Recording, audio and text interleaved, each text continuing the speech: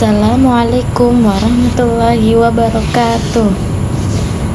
Alhamdulillahirabbil alamin. Wassalatu wassalamu asrofil anbiya'i wal mursalin wa ala alihi washabihi ajmain, amma ba'du. Pertama-tama yang saya hormati kepada dosen saya, Ibu Syahadah Al-Baqiyatul Karimah MPD, dan yang saya hormati untuk teman-teman saya sekalian, saya akan mempresentasikan makalah bahasa Indonesia tugas ujian akhir semester yang berjudul Literasi Membaca Siswa Madrasah Ibtidaiyah. Saya akan menjelaskan apa itu latar belakang literasi membaca.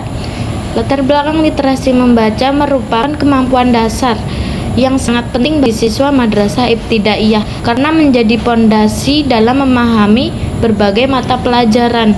Tapi kemampuan dalam membaca siswa masih sangat rendah disebabkan karena kurangnya pembiasaan membaca dan terbatasnya bahan bacaan yang menarik serta metode pembelajaran yang belum sepenuhnya variatif.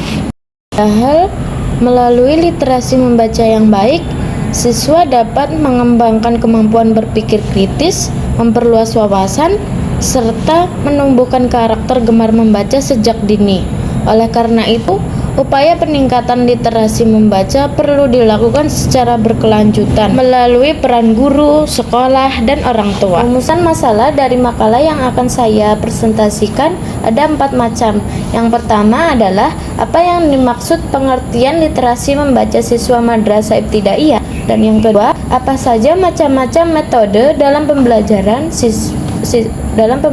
literasi membaca siswa madrasah ibtidaiyah, dan yang ketiga, apa fungsi dalam literasi membaca siswa madrasah ibtidaiyah, dan yang keempat, apa manfaat literasi membaca siswa madrasah ibtidaiyah. Selanjutnya saya akan menjelaskan dari keempat rumusan masalah tersebut. Saya akan menjelaskan apa pengertian literasi membaca siswa madrasah ibtidaiyah.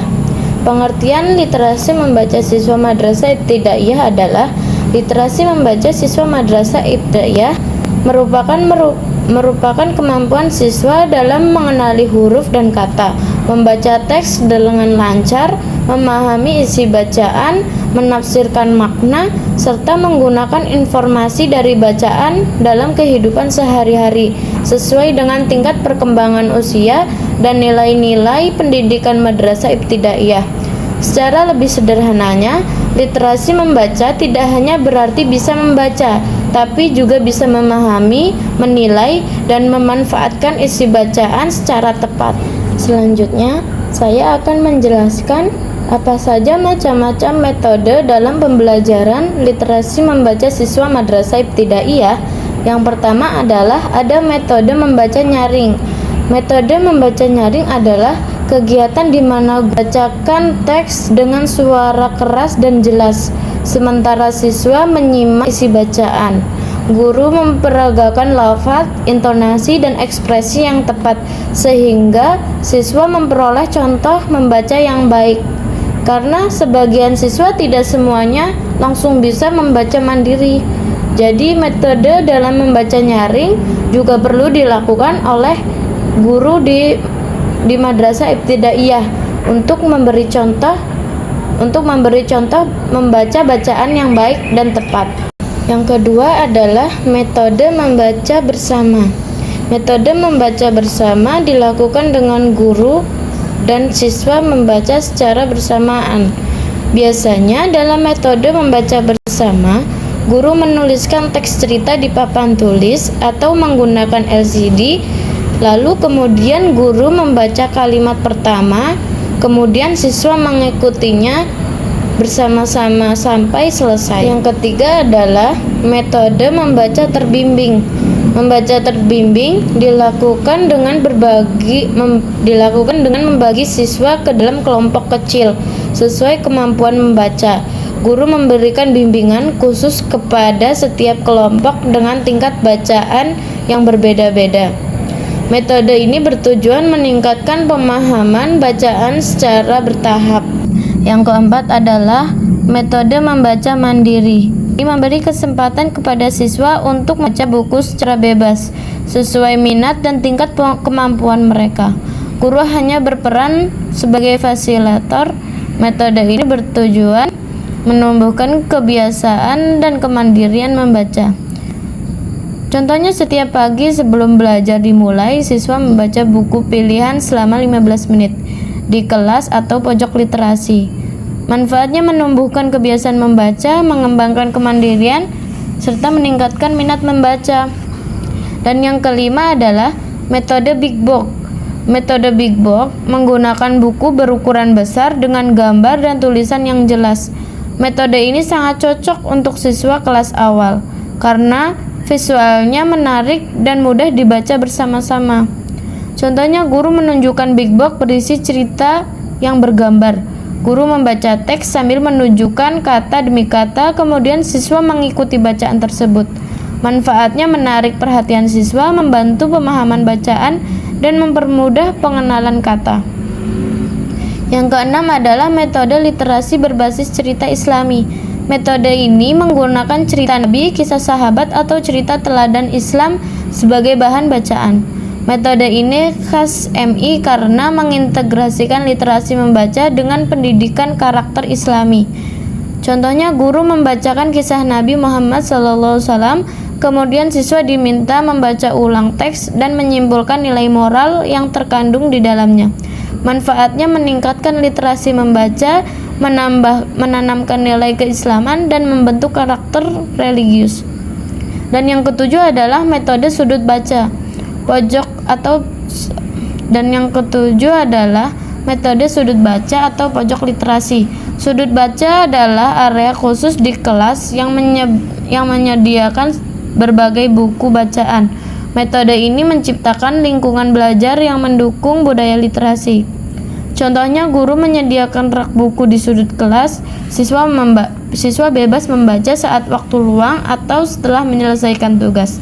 Manfaatnya menciptakan lingkungan literasi, meningkatkan minat baca, dan membiasakan siswa membaca. Dan yang kedelapan ada metode diskusi atau tanya jawab. Setelah membaca, siswa diajak berdiskusi dan menjawab pertanyaan untuk melatih pemahaman dan kemampuan berpikir kritis. Contohnya, guru menanyakan tokoh, alur, atau pesan moral cerita. Lalu kemudian siswa menjawab secara lisan atau tertulis. Manfaatnya melatih berpikir kritis, meningkatkan pemahaman bacaan, dan melatih keberanian berpendapat. Dan yang terakhir adalah metode literasi berbasis media visual.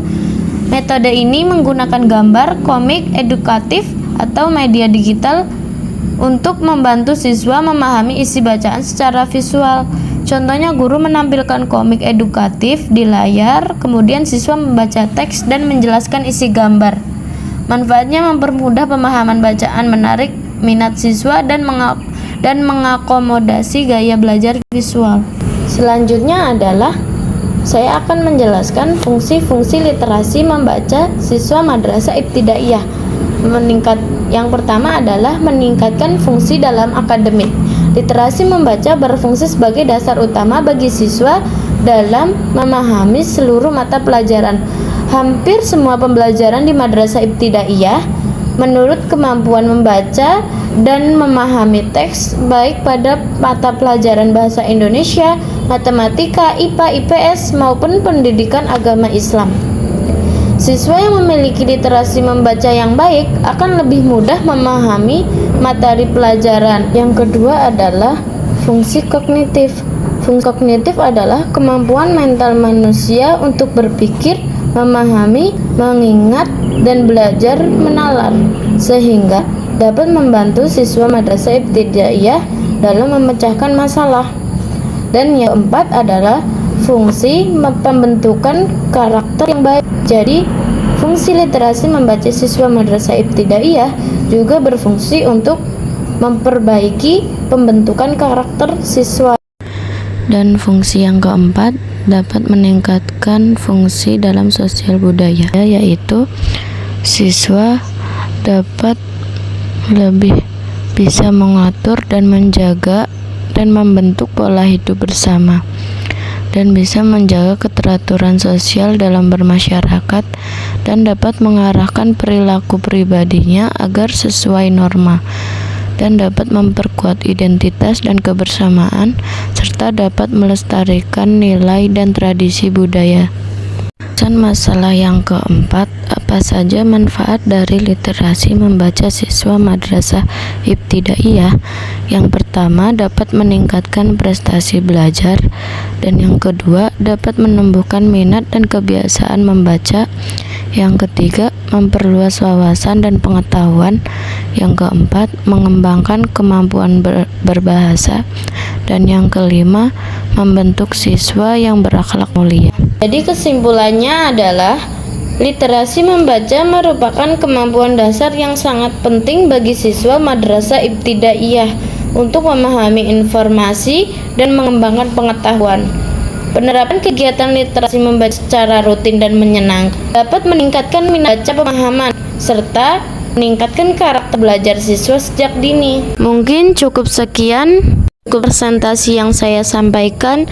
Apabila ada salah kata mohon dimaafkan. Wassalamualaikum warahmatullahi wabarakatuh.